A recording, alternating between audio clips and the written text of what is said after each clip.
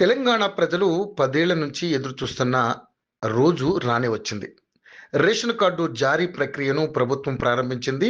ఇప్పటికే సర్వే కొనసాగుతోంది. వెరిఫికేషన్ కూడా స్టార్ట్ చేశారు అధికారులు. పేదలు ఎప్పటినుంచో రేషన్ కార్డులు దరఖాస్తులు చేసుకుందామని భావించినా 10 ఏళ్ల నుంచి దానికి అవకాశం లభించలేదు. ప్రభుత్వం అందించే ప్రతి సంక్షేమ పథకానికి రేషన్ కార్డు ముడిపడి ఉండడంతో పాటు రేషన్ కార్డుతో బియ్యం, పంచదార వంటివి అందుతుండడంతో పాటు ఆరోగ్యశ్రీ సేవలు లభించడం, విద్యార్థులకు ఫీజు రియంబర్స్మెంట్ తదితర పథకాలు అందాలంటే తెలుపు రంగు రేషన్ కార్డు అవసరం. తెల్ల రంగు రేషన్ కార్డుకు యమ డిమాండ్ ఉంది. 200 యూనిట్ల వరకు ఉచిత విద్యుత్తు, 500 రూపాయలకే గ్యాస్ సిలిండర్ కూడా ఈ కార్డుతోనే లభించనున్నాయి. అయితే ఇందుకోసం ఇప్పటికే సర్వే ప్రారంభించారు.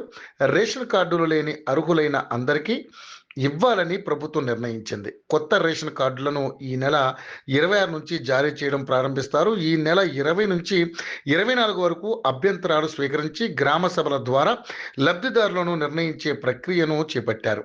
గ్రామ సభల్లో వచ్చే అభ్యంతరాలను పరిశీలించిన తర్వాత మాత్రమే తుది జాబితాను సిద్ధం చేయనున్నామని పౌర సరఫరాల శాఖ అధికారులు తెలిపారు. ఈ నేపథ్యంలో చాలా మంది పాత రేషన్ కార్డులు ఉంటాయా లేదా అనే అనుమానాలు వ్యక్తం చేశారు. అయితే కొత్త రేషన్ కార్డులు అప్లై చేసుకునే వారికి మాత్రమే రేషన్ కార్డులు జారీ చేస్తున్నామని మంత్రి పొన్నం ప్రభాకర్ వెల్లడించారు.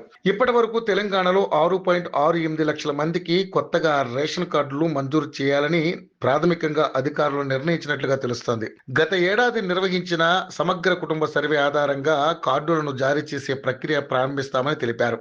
హైదరాబాద్లోనే అత్యధికంగా తెలుపు రంగు రేషన్ కార్డుల కోసం దరఖాస్తులు చేసుకున్నారు. గ్రేటర్ హైదరాబాద్ మున్సిపల్ కార్పొరేషన్ కు సంబంధించి ఇప్పటికే రేషన్ కార్డుల లబ్ధిదారులను గుర్తించినట్లుగా సమాచారం.